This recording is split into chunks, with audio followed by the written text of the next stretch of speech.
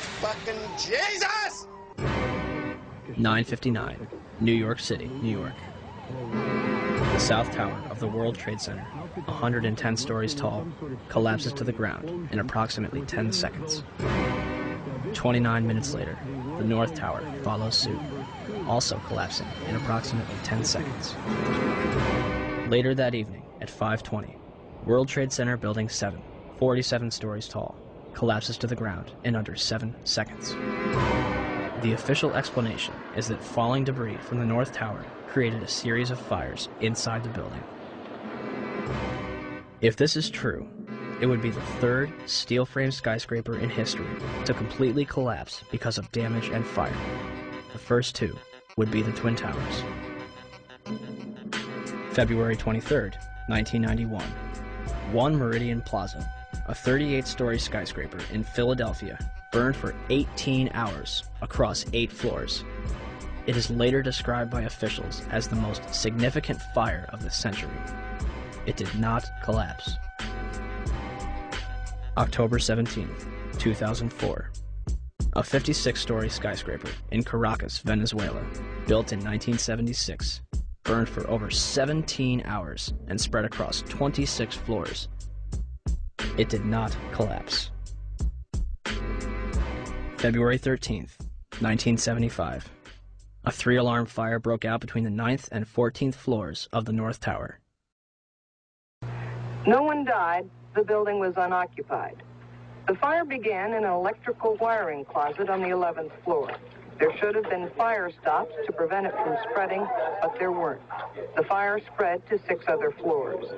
Even without a sprinkling system, fire department officials and building officials here say that there's no chance the World Trade Center could become a type of towering inferno. The fire is so intense, it leads to the installation of sprinkler systems, which would come in handy on May 19th, 1975, when 7 fires strike the complex. The South Tower had garbage fires dispersed between the 25th and 36th floor, and the North Tower had a fire on the 11th floor. 6 of the fires were minor, but the 7th on the 32nd floor of the South Tower caused heavy damage. Guess what? They did not collapse. September 11th, 2001.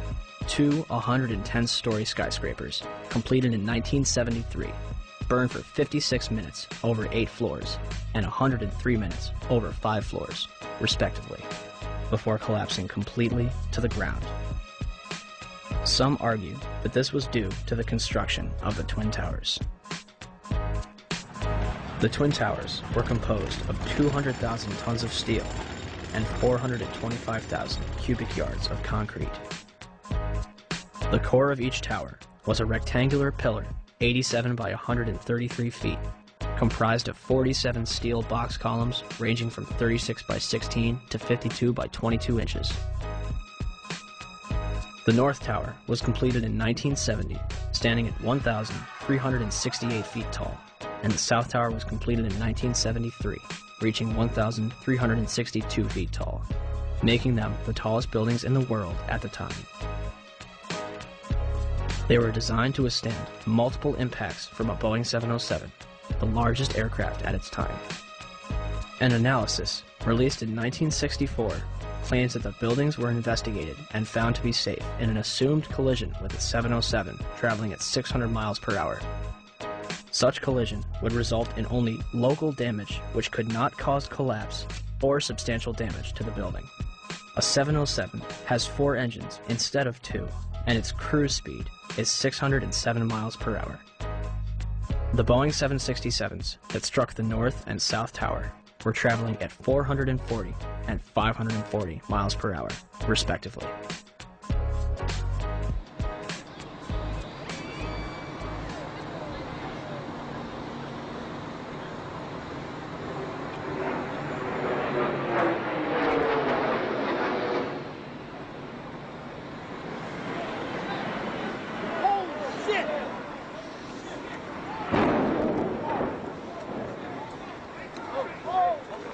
Breaking news on WCBS 880, right here, right now.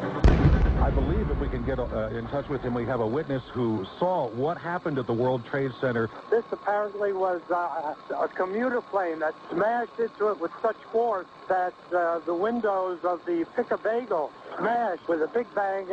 Everybody was very frightened. Did you manage to see what kind of plane it was? No, I couldn't tell. It was a smaller plane. It looked like a smaller plane, but I couldn't tell. I'm not really sure. A medium-sized body plane with engines on both sides. Almost like a gray-black color in nature on the plane. I would say it wasn't a huge jet, but it was a plane that sounded like it was a fighter jet overhead. I work right next door at 74 Trinity Place. We heard the first one come in. I didn't know what it was. It sounded like a missile. Oh, my God, Ed, another plane just hit the World Trade Center. Another plane. It was a medium-sized plane. Unbelievable. It would appear, Jim, as if there's more smoke coming from the ground. And well, we used to have another, things have fallen to the ground and are burning. And we have... One gentleman told me he was on the 65th floor standing next to an elevator when the elevator exploded and knocked him out of his shoes. Another woman said that she was working on the 49th floor and she's seen people in the stairwells with burns, broken arms. People are passing out of the stairwells from the heat. She says there's a lot of heat and smoke. It's a horrible scene here. I'm live at Broadway and Fulton. Allison Keyes, WCBS 880 News. All right, thank you, Allison. Basically, there's people running around down the street. All the glass panes that are on the bottom part of the World Trade Center are all blown out. When I first heard it and ran over to the window, it looked like there was fire on the bottom floor. Well, they're ahead there. And all of this, the world... Oh, wait. Oh, my God. Oh, my God, the building fell. Are you there? The building just fell.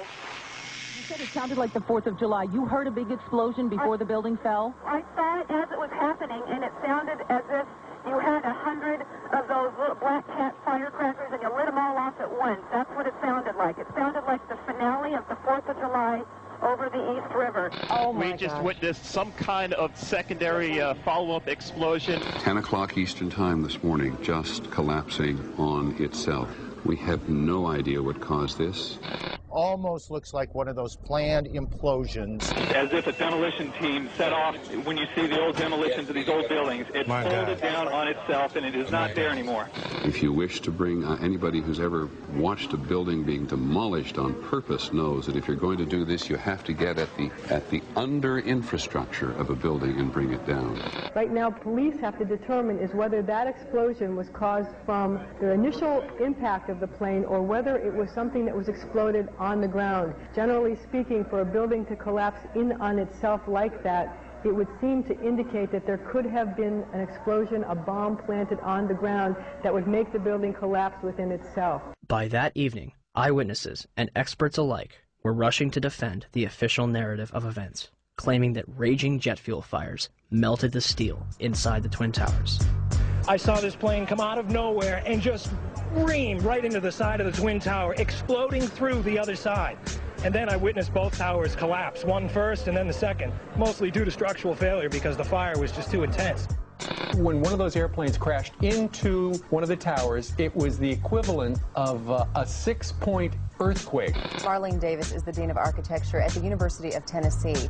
She calls the 110-story tall twin tower tube structures. That means there are no internal columns holding it up.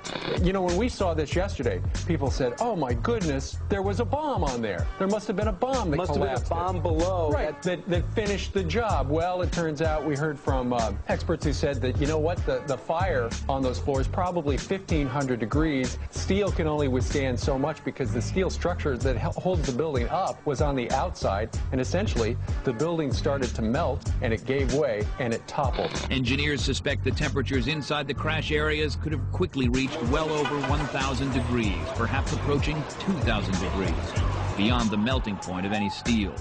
They were not designed, perhaps, to take a direct strike from something the size of a 737 or an Airbus, perhaps fully loaded with fuel. Steel will melt. Physics professor and explosives expert Van Romero.